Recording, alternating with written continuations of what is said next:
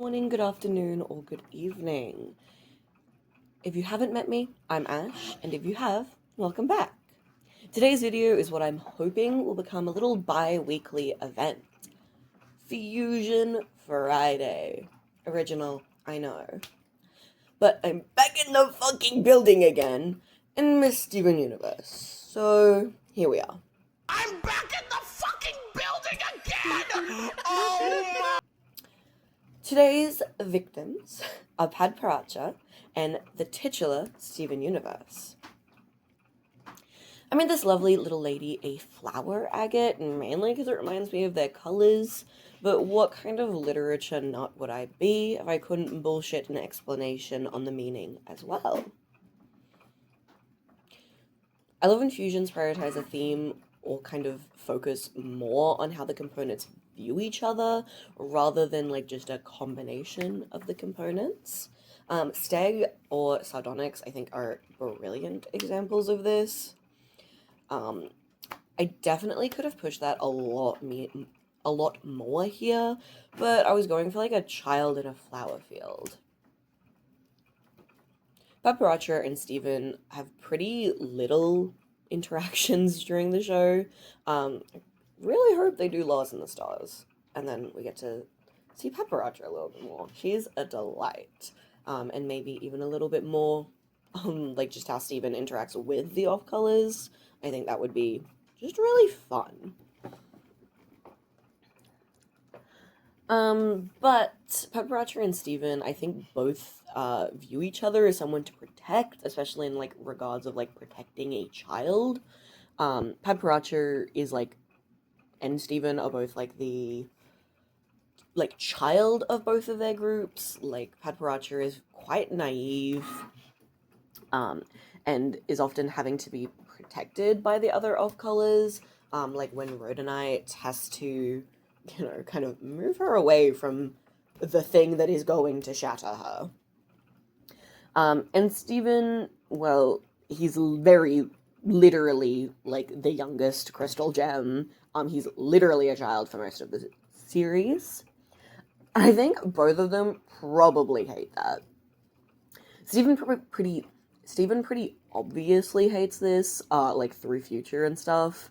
And Padparadscha is like a grown ass fucking woman. She's just as capable as any other gem. She is often portrayed as being at least a little bit useful. Maybe not often. I don't know. There's just that one scene where she tells Lars that he is like clicking the wrong button, and she like predicts that. So like she is still like a grown ass fucking woman.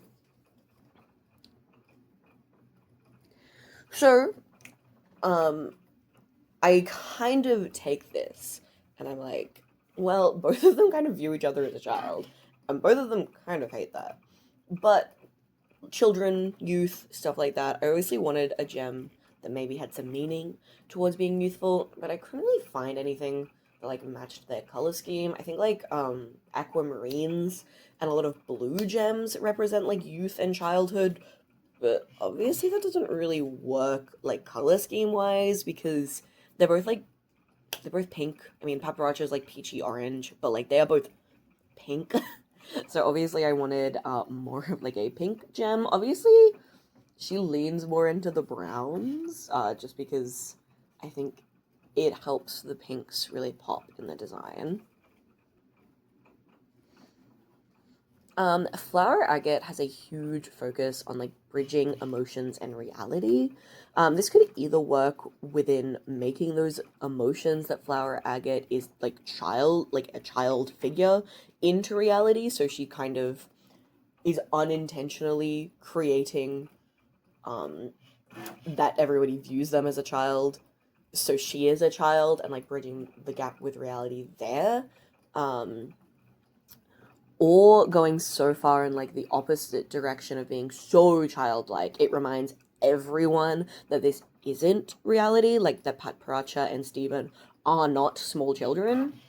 And I think like those ideas both work, but once again, they have so little interactions. It's hard to say what kind of character Flower Agate would really be. But you know, she's just like a little baby.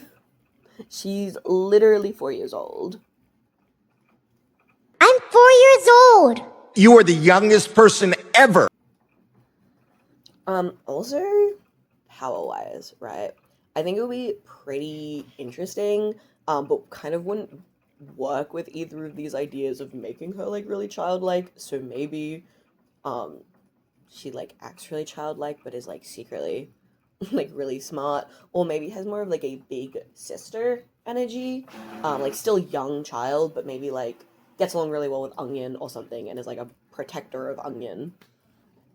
But I think, obviously, Padparadscha's thing is she sees the past, and Steven's dreams of the past are both like past kind of prediction abilities that allow them to have a greater like understanding of the history of events than a lot of other characters, I think. So maybe this like her seeing the past enhances Steven's ability to like see the past. And instead of just being able to see like through his mother's eyes, maybe he could like use this like enhanced past vision to like just literally like touch anyone or like be able to see anyone's past, maybe just by looking at them or like through touch, or maybe they still have to sleep, or maybe it's just like how when a Sapphire uses her future vision, she like clearly like hone it in. I don't know, I always kind of picture that future vision works less like a constant ability and more as an ability you have to like actively use. That just makes the most sense to me.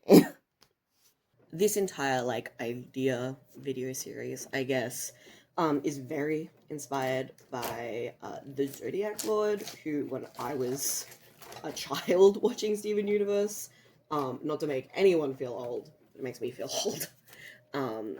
I used to watch their Tuesday Tuesdays all the time. So I did originally want to like draw Steven and Padparadscha like fusing, but I'm not the most proud of this artwork already. It's clearly not the best art week for me. Whilst I'm doing this, I'm preparing for a convention, so it's all just something I just want to get done really quickly and not have to put too much thought into it. Maybe in future I will add to the little art piece like the characters fusing, but at the moment we've just got PNG Padparadscha and PNG Steven because I just interaction between characters is just not something I'm very good at, something I need to work on, but I'm gonna work on that in my own time, not when I have like deadlines. But I highly recommend checking out the Zodiac Lord's old Tuesday videos. They're kind of difficult to find on their channel, but they are a very heavy inspiration. I'm going through what you might call a midlife crisis. That's a lie, I'm not even middle-aged. But I'm very nostalgic for Steven Universe at the moment. Just very nostalgic for a lot of old YouTube channels I used to watch. I'm just trying to get back those feelings I felt like when I was a child.